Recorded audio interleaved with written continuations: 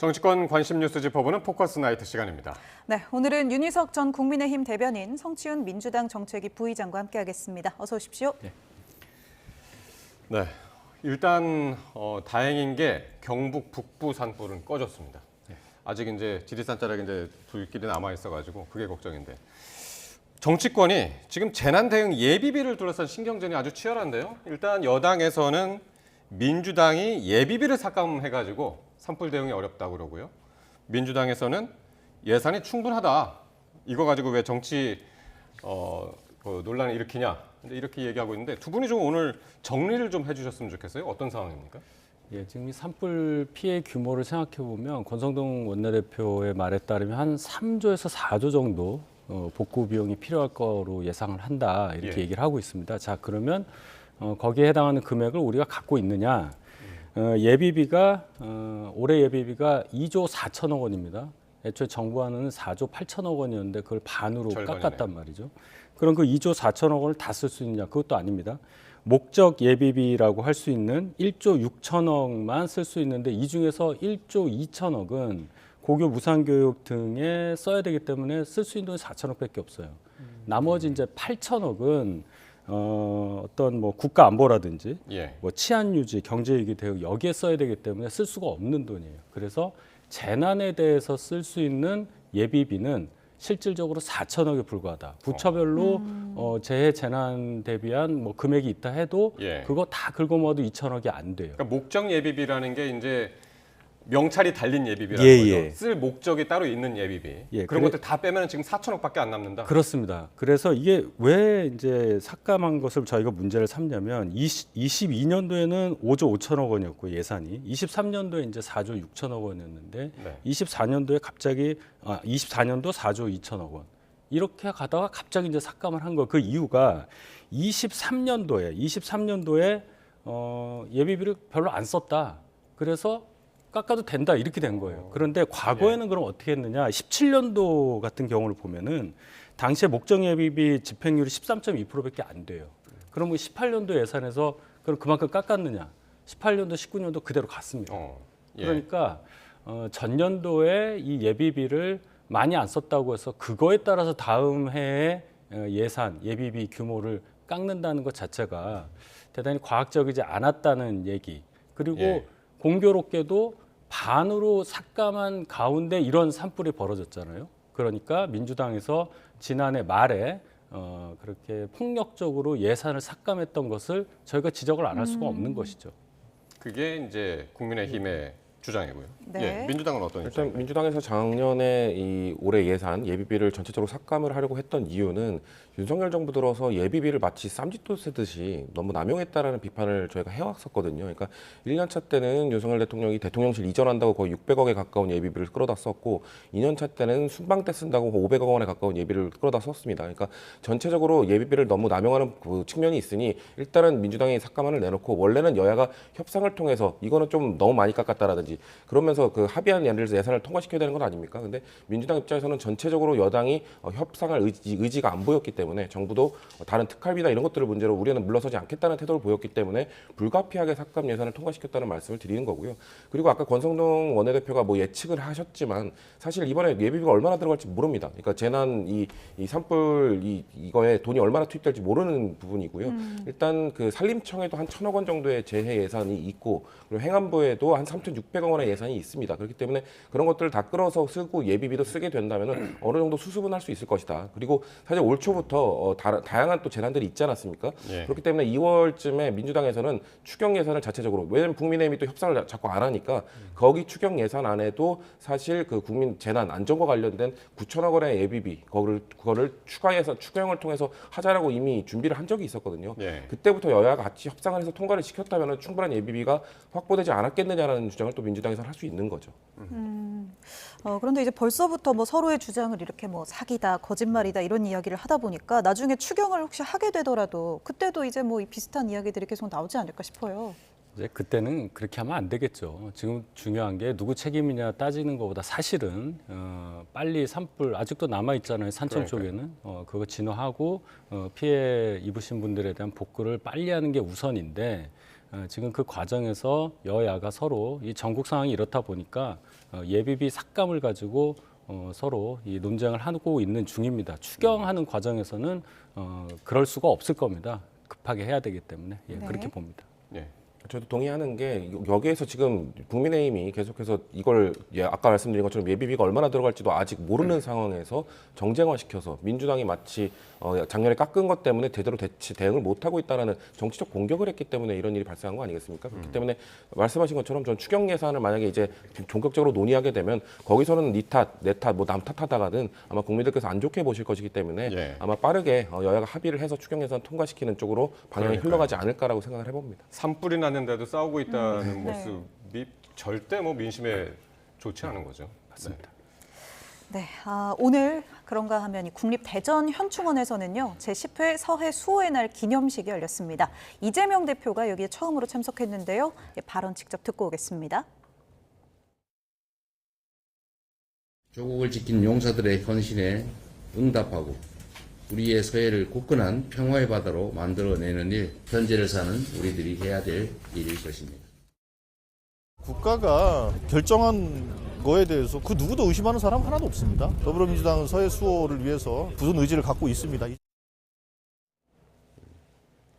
네, 이렇게 이재명 대표가 이 서해 수호의 날 기념식에 참석한 게 처음인데 그 배경 어디에 있다고 보세요? 일단 민주당에서 참석을 안 했던 건 아니고요. 그러니까 이재명 대표가 당대표가 되신 이후에 당대표로서 참석하신 게 처음이고 이전에는 이제 민주당 의원들이 개별적으로 참석을 하셨던 걸로 알고 있고요.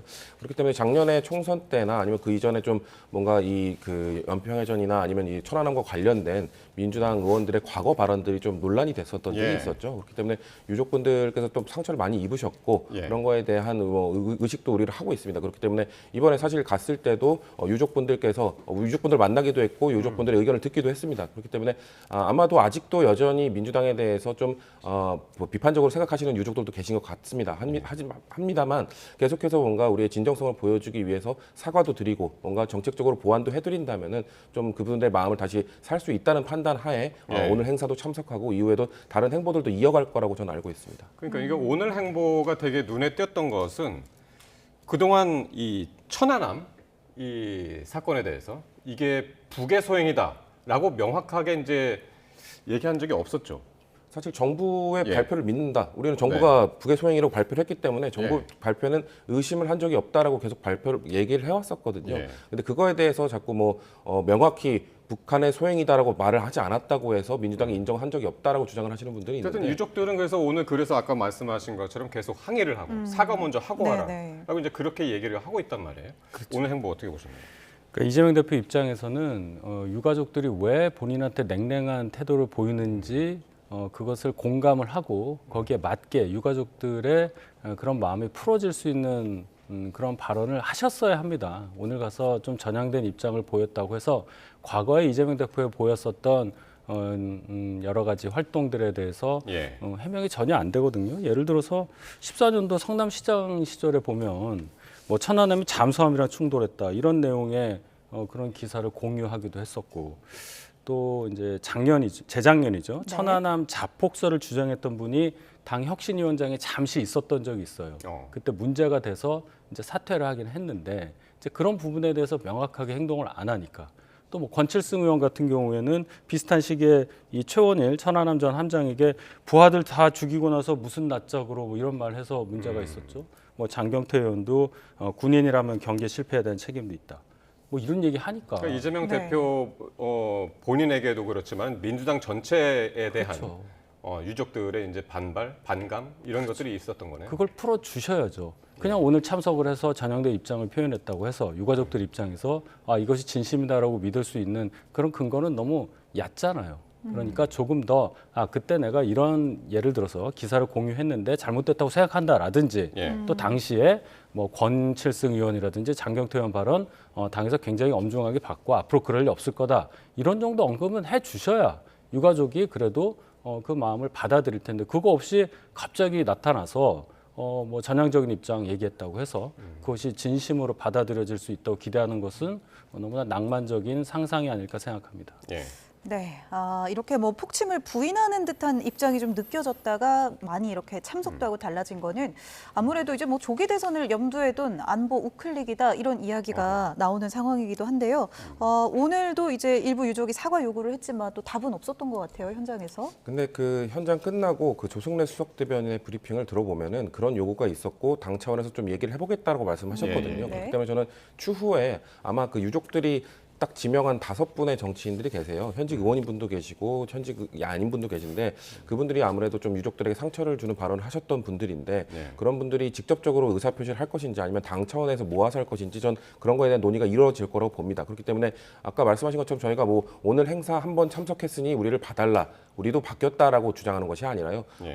유족분들이 인정해주고 진정한 사과는 사실 그 피해를 입은 분들, 상처를 입은 분들이 인정해줄 때까지 사과하는 것이 진정한 사과 아니겠습니까? 그러니까 예. 우리 당 차원에서도 한번 대표가 오늘 방향을 정한 거기 때문에 아마 저는 후속 조치도 분명 있을 거라고 생각합니다. 조금 더 지켜봐달라는 말씀드리겠습니다. 그 사과도 사과인데 아까 이제 다시 이제 원점으로 돌아가서 다시 이 문제 처음 이야기할 때로 돌아가 보면은 2023년, 24년에 참석을 안 했고 올해 이제 참석을 했단 말이에요. 근데 엊그저께 2심 무죄 판결을 받았고. 근데 갑자기 왜 여기를 안 가다가 왜 이 시점에 가느냐? 그래서 이제 안보 우클릭 이 얘기가 나왔단 네. 말이죠. 여기는 이런 의견에 대해서 어떻게 그러니까 조기 대선이 있다고 상정을 해서 전제를 하고 이제 대선 행보를 한다. 네. 그런 차원에서 계산이 그렇게 섰다고 보는데 그렇게 되면 그 모르시겠습니까 국민들께서 얄팍한 계산이라고 생각할 거고 오히려 진정성이 더 떨어진다고 볼 수도 있는 거예요. 그러니까 이렇게 자꾸 보이는 너무 얕은 어떤 계산하에서 전략적이라고 포장한 행동을 하는 것이 과연 이재명 대표에게 득이 될까 하는 생각을 계속 하게 되는 겁니다. 조기 대선이 만약에 없다, 지금 예. 그런 상황이 아니라고 하면 과연 오늘 저 행사에 가셨을까? 그리고 가셔서 유가족 얘기를 듣는 모습 굳이 했을까? 다 그런 의문을 갖는 거 아니에요? 이것이 뭐 중도 확장성 이런 얘기도 할 수 있겠는데 우리나라에서 이념적으로 중도라고 하는 분들은 저는 존재하지 않는다고 봐요. 중도라고 하는 분들은 이념적으로 가운데 있는 분들이 아니라 합리적이고 현실적인 생각을 하시는 분들이라고 생각합니다. 그런 분들이라면 오늘의 이재명 대표의 저 행보에 대해서 긍정적인 그런 답을 긍정적인 평가를 할 분은 거의 저는 없으리라고 봅니다. 확장이 아니라 더 수축했다고 봅니다. 예. 네, 뭐 당 차원에서 이제 논의를 한다고 했으니까 뭐 진정성 전달에 대한 고민의 필요성이 좀 있을 것 같고요. 일단 네, 예. 근데 혹시 뭐 더 네. 그 원래 그 안보에는 좌우가 없는 거잖아요. 그렇기 때문에 보수 진영, 그 국민의힘 측에서는 계속해서 안보를 최우선으로 내세워서 주장해왔던 정당인 만큼 민주당이 이 정도의 전향적 태도를 보이면 반기고 좋아하셔야 되는 거 아닙니까? 그러니까 그런 거에 대해서 너무 얄팍한 수라고 비판하는 것보다는 민주당이 이것이 그냥 한 번 일회성에 그치는 것이 아니라 진정적으로 뭔가 정책적이라든지 이런 것들로 보완하고 그 계속해서 진정성을 보여줄 수 있도록 유도하는 것이 필요한 것이지 너네 진정성 없지라고 비판하는 것보다는 그러면 이 정책도 함께 해보자라는 쪽으로 좀 긍정적인 방향으로 좀 생각을 해주셨으면 좋겠다는 말씀드립니다. 유가족 분들께서 긍정하시면 저희도 그렇게 하겠습니다. 알겠습니다. 네, 알겠습니다. 자, 뭐 이재명 대표 이야기 조금 더 해보면요. 뭐 무죄 선고 이후에 2심 무죄 선고 이후에 이제 여진이 계속해서 좀 이어지는 상황입니다. 네, 여당에서는 이제 대법원이 신속히 파기 자판해야 된다 이 주장이 나왔어요. 예. 저희가 파기 환송은 많이 들어봤지만 파기 그러게요. 자판이라는 단어는 좀 생소하기도 했거든요. 예. 파기 환송을 하게 되면은 뭐 많이 들으셨잖아요. 대법원까지 3번째 갔다가 대법원에서 2심 판결 이거 불합리하다 해서 다시 고법으로 보내고 그쵸. 고법에서 다시 올라와서 재판 5번 하는 겁니다. 파기 자판은 2심에서 이제 대법원으로 상고가 됐는데 대법원에서 2심과 다른 판단을 그냥 즉석에서 해버리는 거예요. 그러니까 2심은 파기하고 예, 대법원 스스로 판단을 한다 이런 그렇죠. 건가요? 그게 파기 자판이라고 볼 수 있겠습니다.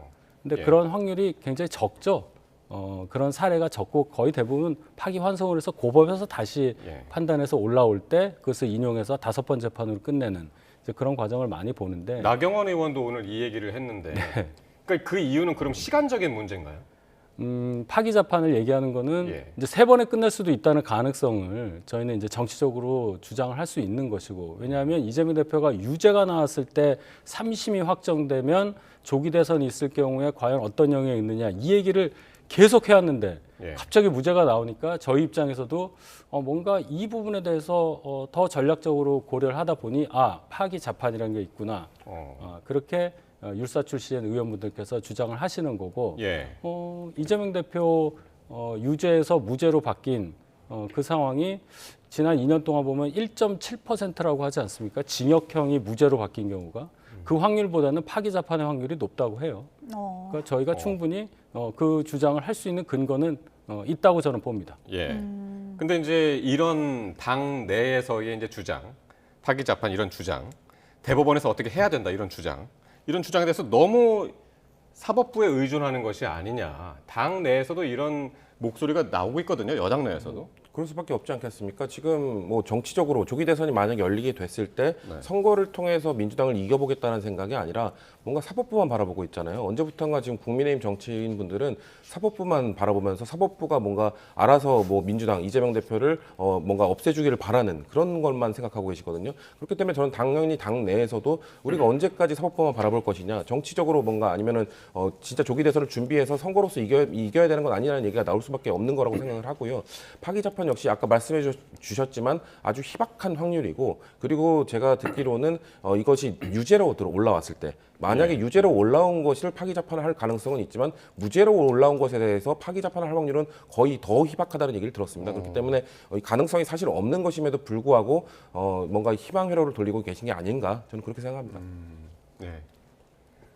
네, 뭐 조국 전 대표도 옥중 편지 소식이 그렇습니다. 들려왔습니다. 네, 대법원에서도 무죄가 뒤집히지 않을 거다 이렇게 강조도 했고 자기의 일인 것처럼 기쁘다 뭐 이런 소식을 좀 전해왔는데, 네, 이 실제로 대법원에서 이제 뒤집힐 확률이 좀 희박한 편이잖아요. 지난 3년간 뭐 이거는 3.7%다 이런 이야기가 있었거든요. 어떻게 보셨습니까? 이 편지 소식이랑. 정치적인 주장입니다.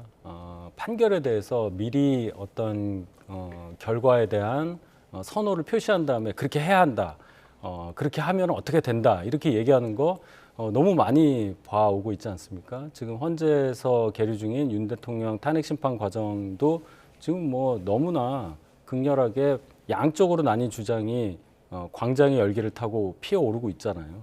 그러니까 이것도 마찬가지의 경우인데 재판이라는 것이 이 법리와 논리, 경험칙, 양심 이런 것에 따라서 판사들이 하는 겁니다.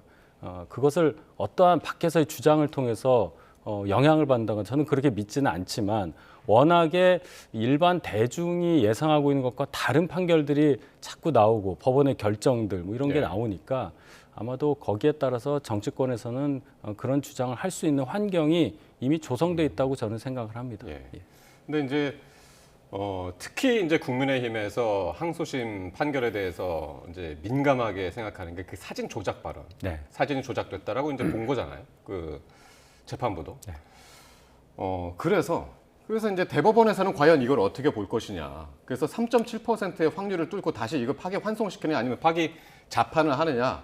이런 얘기도 나오는데 말이죠. 근데 사실 지금 그 사진 조작과 관련돼서 그래서 지금 국민의힘에서는 뭐 권성동 원내대표가 본인의 사진을 클로즈업하지 마십시오 이러면서 뭐 밈처럼 뭔가 하고 계신데 정확하게 왜곡하고 계신 겁니다. 그러니까 대법원은 사진을 확대한 건 조작이다라고 한 게 아니라 그것과 관련된 이재명 대표의 발언이 허위 사실이 아니다라고 인정을 해준 것이거든요. 왜냐하면 그것을 골프 치지 않은 사진을 골프 친 사진인 것처럼 확대해서 조작했다라고 주장한 것은 그거는 뭐 정치적으로 표현할 수 있는 표현의 자유에 들어간다고 넉넉하게 판단을 해준 것이기 때문에 뭐 그거 확대한 게 조작이다라고 인정을 해준 건 또 또 다른 차원의 문제입니다. 그렇기 때문에 자꾸 그 얘기를 하는 거는 저는 부적절하다고 생각을 하고, 저도 대법원에서 뒤집힐 확률은 매우 희박하죠. 근데 지금 국민의힘에서는 사실 언제부턴가 판결이 나오기 전에 본인들이 먼저 판결을 내리세요. 그러니까 그 특히나 율사 출신 의원들이 이거는 징역 몇 년이다, 이건 징역 몇 년이다 이렇게 본인들이 판단을 내리시고, 대법원 역시 이번에 또 가장 앞장서서 하시는 주진우 의원이 이거는 파기 자판을 해야 된다는 주장을 말씀하시는 것처럼 그런 것들은 좀 우리가 자제하고 이제 대법원의 판결을 그냥 기다리는 것이, 그리고 만약에 있을 조기 대선을 준비하시는 것이 국민의힘에 더 좋지 않을까라는 말씀을 드리고 싶습니다. 네, 이렇게 선거법 항소심 무죄 선고로 뭐 이 대표의 입장에서는 가장 큰 걸림돌이 사라졌습니다. 일각에서는 별의 순간 이야기가 다시 나오면서 별의 순간에 다가갔다 이런 평가도 나왔습니다. 여야의 각기 다른 해석 직접 보고 오시죠. 애초 그냥 별의 순간이었거든요, 사실. 원래 이재명 대표는 여러 차례 이미 독보적인 야권의 대선 주자였고요. 갑자기 재판 때문에 별의 순간이 된 게 아니라 별이었죠. 애초 별이었는데 뭐 저는 유죄가 됐어도 그러니까 별의 순간이 왔다고 보고요. 어찌됐건 가장 별의 순간을 만들어준 사람은 이 윤석열 대통령이죠. 이른바 비명계라는 분들이 일제히 다 입을 다물고 있지 않습니까? 네. 그래서 평정을 다했다는 의미에서 그런 의미에서 뭐 별의 순간이 민주당 내에서 온 거죠. 이재명 대표에 대한 반감 역시 이번 비상계엄 사태 이후에 굉장히 확산되고 커진 것도 부인할 수 없거든요. 저는 2심에서 이게 완전 무죄를 받은 것들이 독인지 약인지 모르겠어요.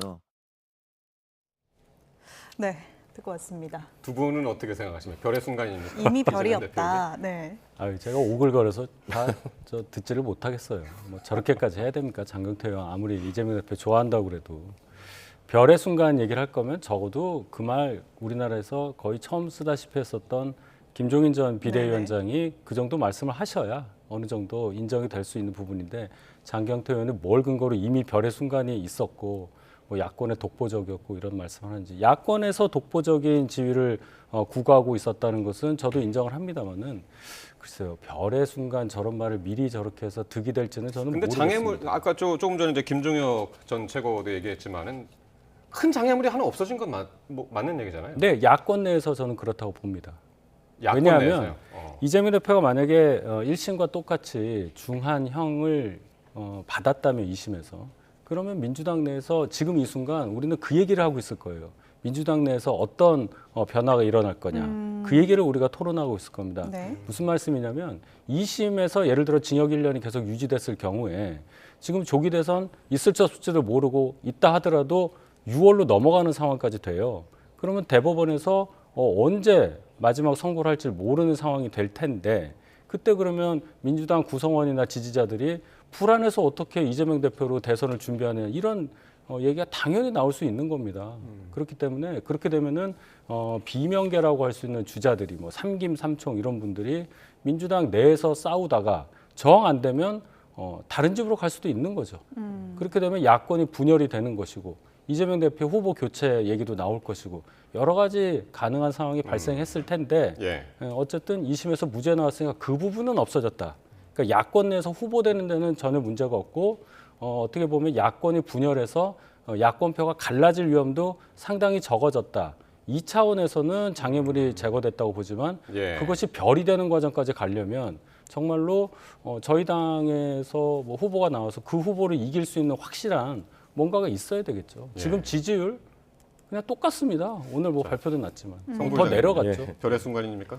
그러니까 지금 우리가 별의 순간이라는 단어의 정의가 김종인 위원장이 아까 말씀하신 것처럼 처음 많이 쓰셨잖아요. 그러니까 대권을 꿈꿀 수 있는 정도의 시기가 왔다. 별의 순간이 왔다를 그렇게 썼던 건데 장경태 의원은 그런 차원에서 이야기를 한 것 같아요. 이재명 대표는 사실상 지금 꽤 오랜 기간 동안 야권 그리고 전체의 그 지지율을 높은 수준에서 달리고 있었기 때문에 대권을 꿈꾸는 시간이 왔다라는 게 별의 순간이라면은 예전부터 지금 별의 순간 아니었겠느냐라는 차원에서 얘기를 한 게 아닐까라는 말씀을 드리고 그리고 지금 뭐 여권 그러니까 민주당 내에서만 지금 별의 순간이라고 말씀하셨는데 사실 이재명 대표는 꽤 오랜 기간 동안 전체 대선 후보 중에 지금 압도적인 1위를 달리고 있지 않습니까? 그렇기 때문에 그런 차원에서 봤을 때는 아까 앵커께서 말씀하신 것처럼 지금 사법 리스크라는 공직선거법이 2심이 무죄로 뒤집히면서 사실상 별의 순간이 조금 더 반짝거리는 정도가 됐다라고 생각하면 될 것 같습니다. 조금 더 반짝거린다. 근데 이 장경태 의원 이야기가 나오니까 네. 같이 엮어서 나오는 이야기가 최민희 의원이거든요. 네. 얼마 전에 이제 이재명 대표하고 이재용 삼성전자 회장하고 이제 만났었잖아요. 이제 그때 했던 얘기가 다시 회자가 되는데 소름 돋을 만큼 이제 섹시하다 이런 이야기들. 네. 이른바 명비어천가 아니냐? 뭐 이래서 이제 같이 엮이는 거란 말이에요. 어떻게 들으시나요? 예, 소름이 돋습니다. 진짜로 그 얘기를 들으니까. 그때 이런 얘기도 있었죠. 뭐 형제 같다. 이름이 네네. 비슷하니까 뭐 이런 얘기까지 하시던데 이재명 대표가 재벌 해체를 주장하던 분이에요. 그런 얘기를 쭉 하시던 분이 우리나라 최고 재벌과 같이 서 있는데 그것이 소름 돋을 정도로 뭐 어떻다.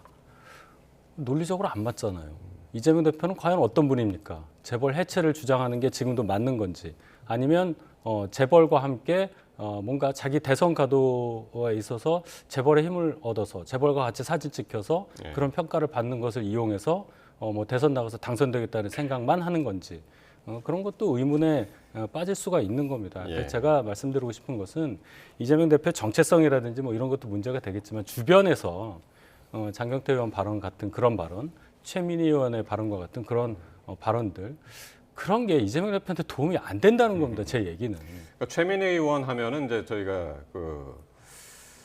국회에서 이제 보는 그런 모습은 상당히 이제 강한 그런 이미지들이 많지만은 그 전에 이제 저기 정치 패널로 나올 때만 하더라도 상당히 이제 유쾌한 그런 패널이기도 했는데 그래서 이런 발언이 과연 진지하게 나온 것이냐 아니면 이제 그렇지 않느냐 해석도 있을 것 같기도 하고요. 그러니까 너무 안 좋게만 바라보시진 않았으면 좋겠어요. 그러니까 이런 발언들이 저도 뭐 이런 발언들이 과연 우리 당이 지금 해야 되는 뭐 남겨진 과제인 뭐 중도층을 좀 더 확장한다든가 좀 더 지지층을 확장하는 것에 도움이 될 것인가에 대한 저도 의구심이 있습니다만 네. 뭔가 결국 지지층을 향한 발언이거든요. 그러니까 지지층과 함께 공유하고 싶은 발언인데 그런 발언들은 사실 지지층을 좀 만났을 때 해도 괜찮은 것이긴 한데 예. SNS에 올리고 하는 것들은 좀 더 격하게 표현을 하신 것 같은데 너무 그런 것들을 뭐 그냥 명비어천거 거 아니냐, 뭐 너무 또 지나친 거 아니냐라고 그렇게 안 좋게만 보시지 말고 그냥 지지층과 공유하기 위한 최민희 의원의 뭐 개인적 의견 정도다라고 생각해 주시면 좋을 것 같습니다. 네, 표현의 자유가 또 있으니까요. 네.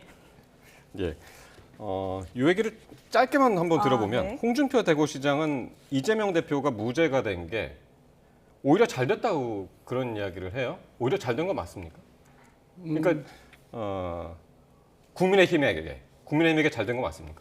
그러니까 이게 이제 3심까지 가는 과정 거기서 뭐 날짜가 어떻게 되고 뭐 이런 거 다 필요 없고 그냥 전공법으로 싸우겠다. 어차피 재판 5개 받고 있는 사람 아니냐. 뭐 그런 아마 생각으로 그런 말씀하신 것 같은데 예.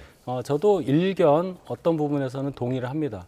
말씀하셨듯이 저희 당이 마치 법원의 어떤 판결만 거기에만 매달려서 선거 전략도 없이 그냥 법원에서 유죄 내려줘서 제거해 주세요.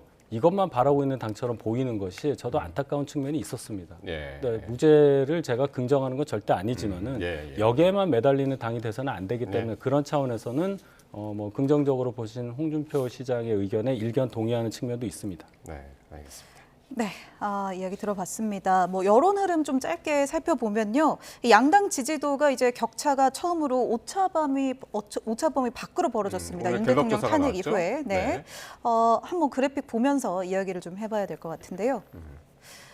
이제 지금 나온 이 지지도가요, 네. 올해 들어서 최대치입니다. 이 격차가요. 네, 윤 대통령 탄핵 이후에 처음으로 오차범위 밖으로 벌어진 이 정당 지지도 지금 화면 함께 보고 계신데요. 네. 더불어민주당이 41% 그리고 국민의힘이 33% 국민의힘이 많이 나왔습니다. 떨어졌네요. 네. 한 주 전보다 3%포인트 떨어졌고요. 이거 뭐 아무래도 뭐 무죄 판결 영향일까요? 아니면 뭐가 큰 요인으로 작용했을 거라고 보세요? 아무래도 무죄 판결도 영향을 미쳤을 거라고 생각을 하고요. 그리고 저는 윤석열 대통령에 대한 탄핵 심판이 좀 장기화되다 보니까 탄핵에 찬성하는 분들의 결집이 좀 더 생긴 게 아닌가라는 예측도 해봅니다. 아무래도 불안감을 느끼시고 그러다 보니까 그리고 민주당도 장애로 나와서 그분들과 함께하는 모습을 보이고 있기 때문에 그런 분들의 목소리가 좀 더 크게 반영된 거라고 좀 보고요.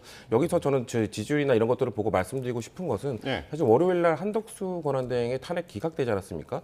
그거에 대해서 국민의힘에서는 계속해서 줄탄핵 사과하라, 지금 뭐 9대0 아니냐 이러면서 계속 비판을 했는데 만약에 국민들께서 그런 네. 탄핵 기각 결과를 보고 민주당이 책임져야 된다고 생각하셨으면 지지율이 저렇게 나왔을까요?